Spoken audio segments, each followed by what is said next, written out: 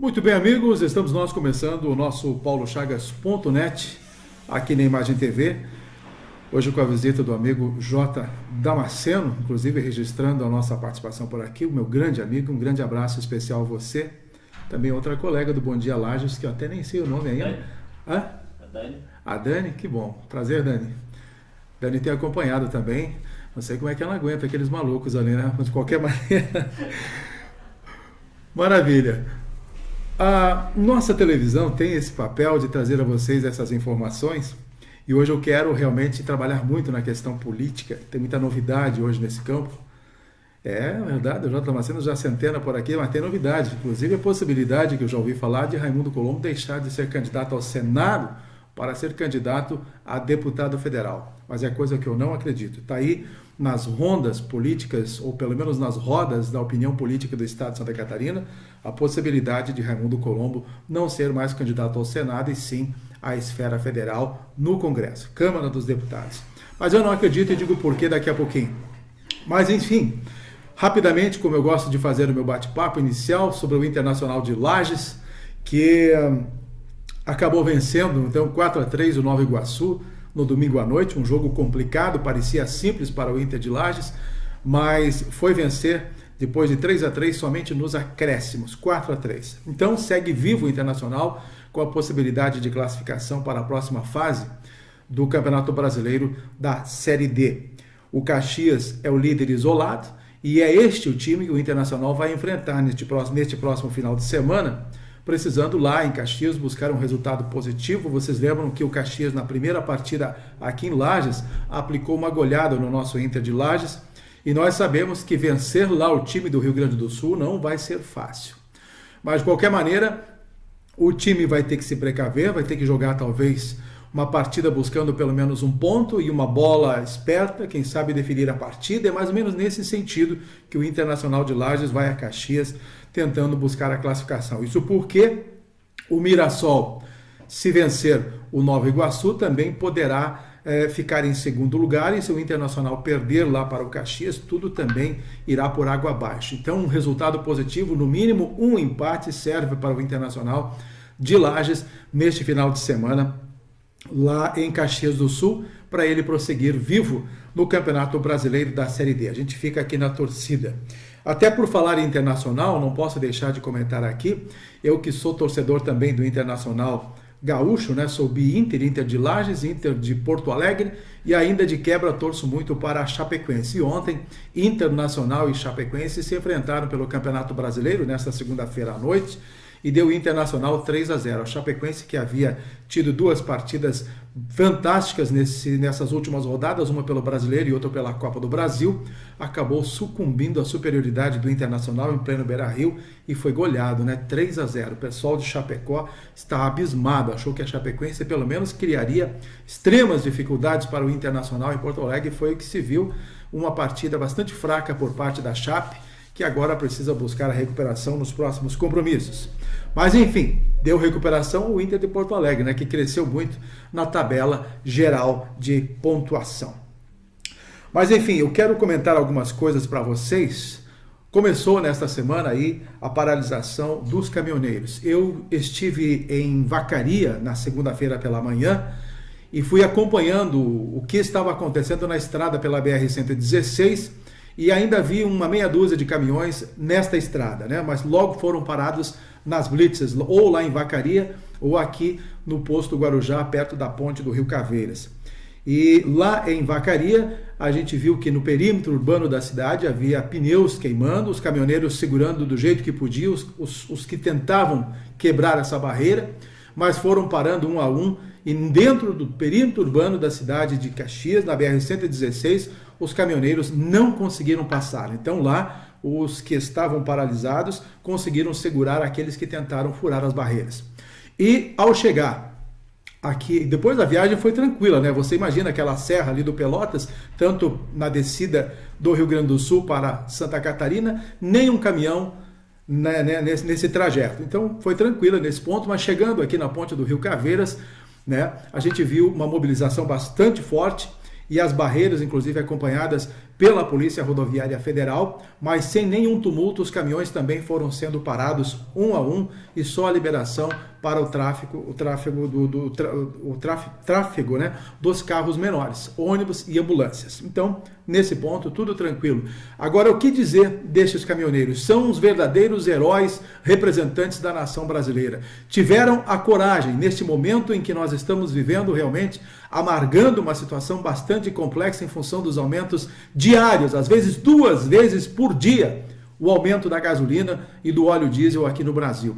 Ninguém realmente tem como se sustentar, ninguém mais aguenta esta situação. E aí os caminhoneiros parece que são os representantes desse povo que está aí sofrido, mas que precisa, de certa forma, também se solidarizar diante desta situação em que eles estão fazendo esse trabalho de manifestar. Você sabe que os caminhoneiros realmente se unirem, daqui a pouco está faltando alimento, está faltando abastecimento de combustível, de água, de alimentos nos supermercados e eles vão atingir os objetivos. A população, de certa forma, também está cansada desses desmandos nacionais e precisa prestar esta solidariedade, este apoio à mobilização dos caminhoneiros.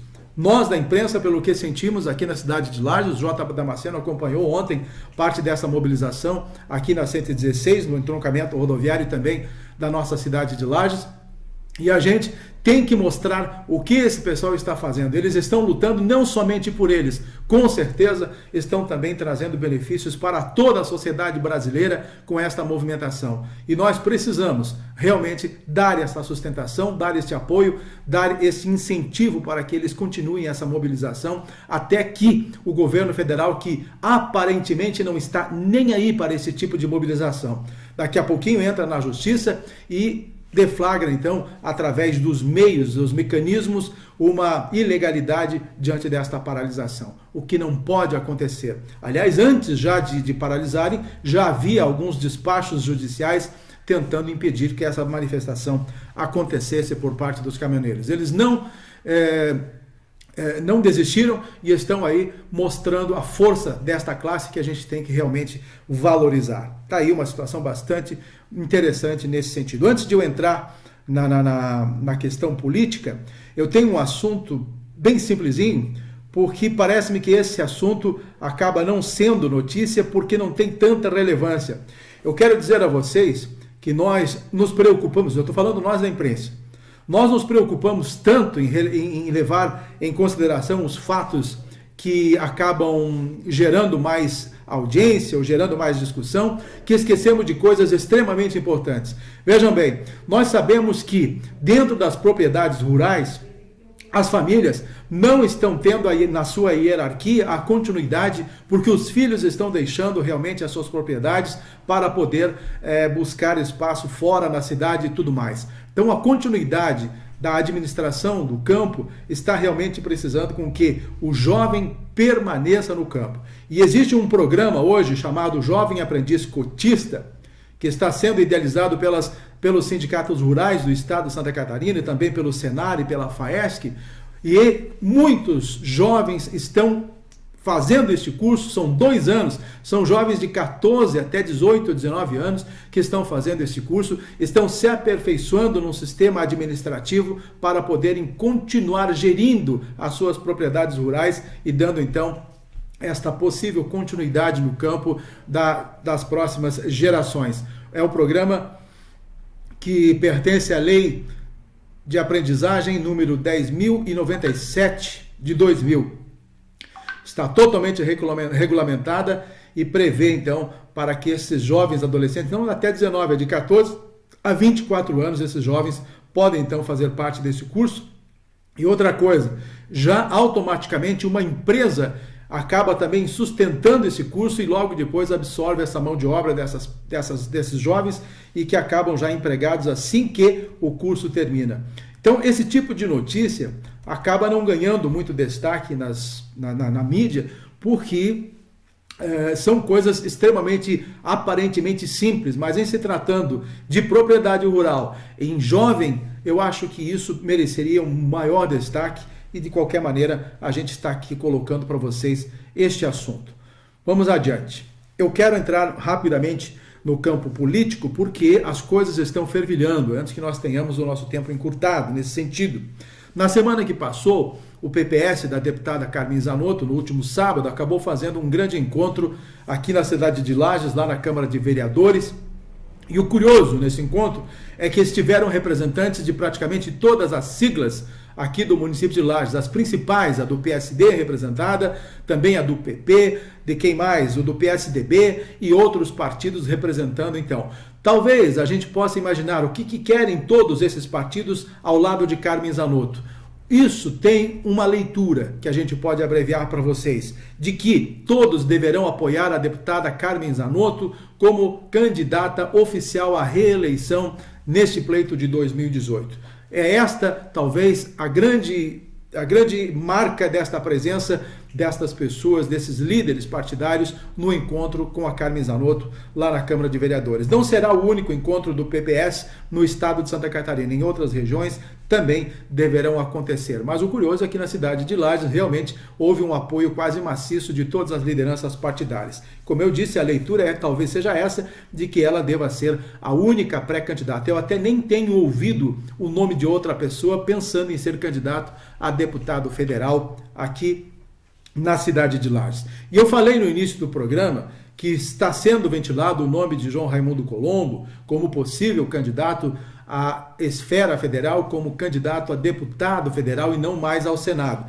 Eu não tenho aqui maiores informações, mas eu li numa coluna de um formador de opinião lá do oeste do estado, de Chapecó, Marcelo Lula, e ele coloca então esta possibilidade de que Raimundo Colombo possa ser candidato a deputado federal. E eu digo a vocês que eu não acredito. Não poderia imaginar ver Raimundo Colombo sendo candidato a deputado federal por Lages e brigando diretamente com Carmen Zanotto, o que extinguiria a possibilidade de um e nem outro ser eleito para deputado federal. Os dois morreriam provavelmente abraçados, a não ser que haja aí um consenso, uma nova leitura que também possa ser feita com a Carmen Zanotto, deixando esta possibilidade de ser candidata a deputada federal à reeleição, que eu também não acredito. Raimundo Colombo segue sim, por enquanto, até segunda ordem, pré-candidato firme ao Senado Federal. Mesmo diante das dificuldades, eu acho que essa será a rotina de Raimundo na sua campanha a deputado federal. Mas eu tenho aqui as informações das colunas também do Marcelo Lula, entre outras, em que nós podemos tirar algumas informações e tirar algum proveito. De qualquer maneira, a gente entra também no campo do PSD. Vocês sabem, talvez, por que o Júlio Garcia, o ex-conselheiro do Tribunal de Contas do Estado, decidiu entrar no PSD? O projeto dele era desestabilizar de qualquer forma a campanha ou tirar fora a candidatura de Gelson Merizio do PSD e tentar costurar definitivamente uma aproximação entre o MDB e o PSD.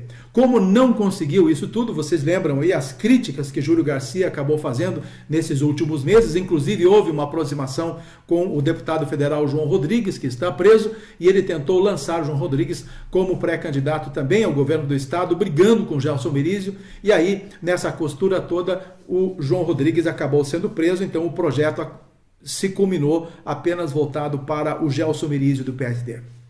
E nesse interim, ainda o Júlio Garcia continuou minando a pré-candidatura do Gelson Merizio. Até que, numa conversa entre Merizio, Raimundo Colombo e o Gilberto Kassab, que é o presidente da Executiva Nacional do PSD, acabaram então estendendo por mais um ano o comando do Gelson Merizio na presidência do PSD do estado de Santa Catarina. E isso então deixou claras as intenções das lideranças maiores do PSD, ou seja, manter a pré-candidatura também de Gelson Merizio, e aí então o Júlio Garcia acabou parando com essas acusações e sumiu um pouquinho do cenário. Mais ou menos nesse sentido, e agora surge essa possibilidade, inclusive colocada pelo próprio Marcelo Lula, de que João Raimundo Colombo poderá mudar no decorrer agora daqui para frente, da possibilidade de não ser mais candidato ao Senado e sim à Câmara Federal a deputado. Já disse o porquê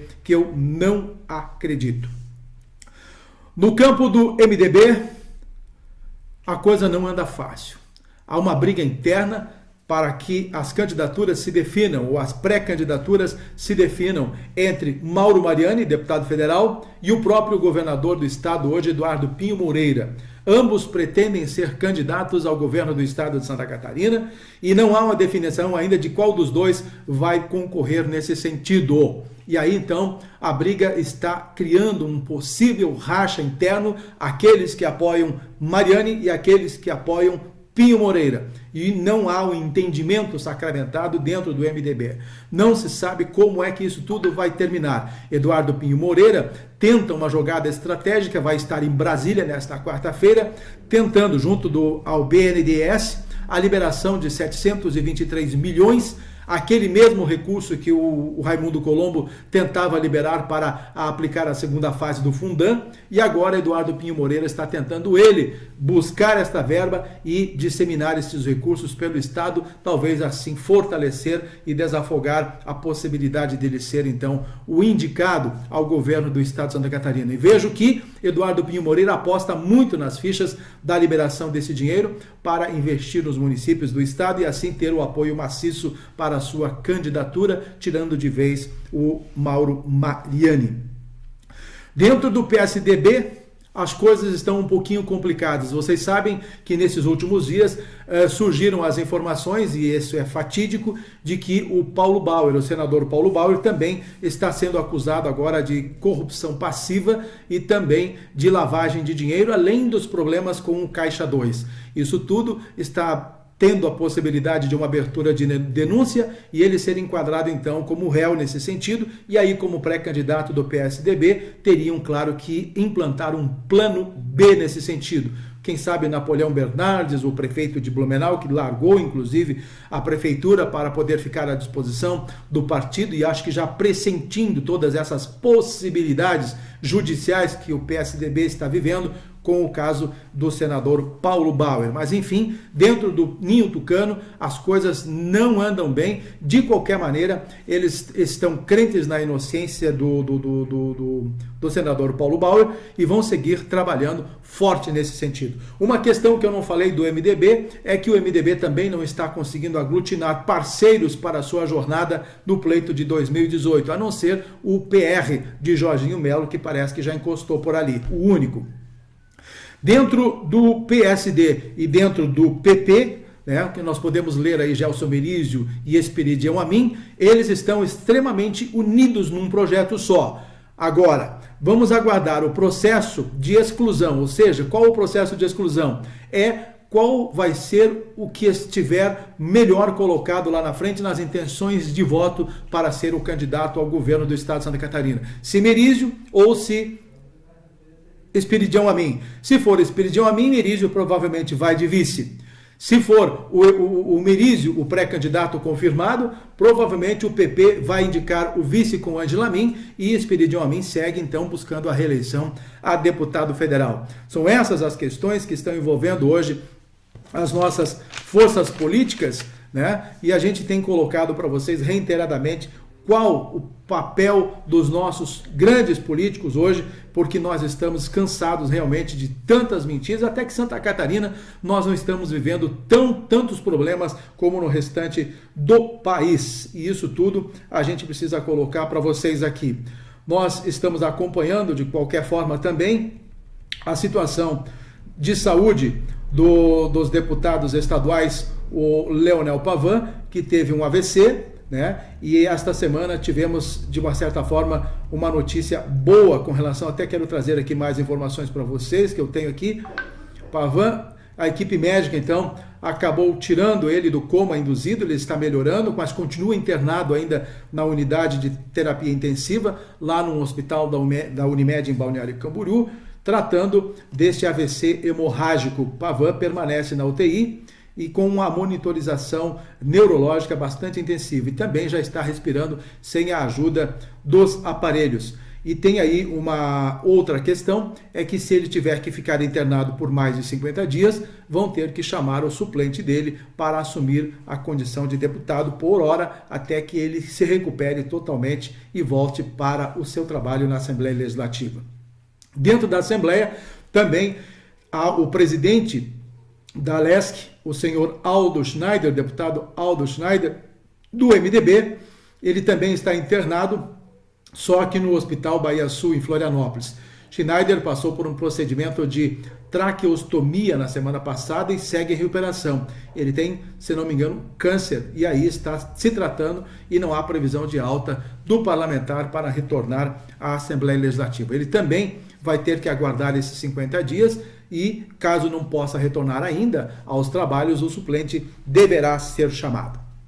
E nós, na cidade de Lages, já estamos vivendo o clima da nossa Festa Nacional do Pinhão. No sábado que passou, nós acompanhamos a abertura do Recanto. Aliás, que beleza que está o Recanto, muito bem organizado, um clima festivo já tomando conta da nossa cidade e realmente é o verdadeiro esquenta, desta vez com a lona cobrindo, há espaço para as pessoas se abrigarem do tempo, do frio, da chuva, enfim, e ficarem assistindo os artistas com uma programação que segue até a semana que vem, quando termina também a Festa Nacional do Pinhão. E, por falar nisso, nesta sexta-feira, abre então, dia 25, o Parque Conta Dinheiro com as atrações nacionais da nossa Festa Nacional do Pinhão. Nós vamos estar acompanhando atentamente tudo que estará acontecendo por lá e trazer para vocês o máximo possível as informações que a gente quer colher durante a realização deste evento. Para nós fecharmos o bate-papo de hoje, o fio está aí, né? São Joaquim, Urubici, Urupema, Bom Jardim da Serra são as cidades que realmente estão hoje atraindo muito a participação e a presença de turistas. Aqui em Lages nós estamos sentindo frio também.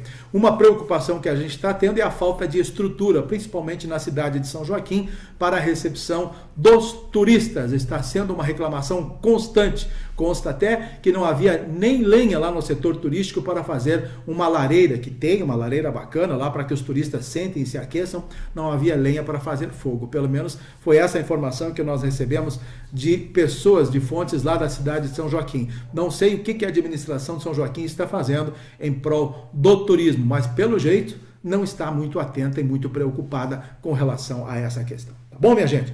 Um grande abraço a vocês e estaremos na semana que vem, se Deus quiser, de volta aqui, trazendo informações, então, gerais da política e da nossa Festa Nacional do Pinhão. Até lá!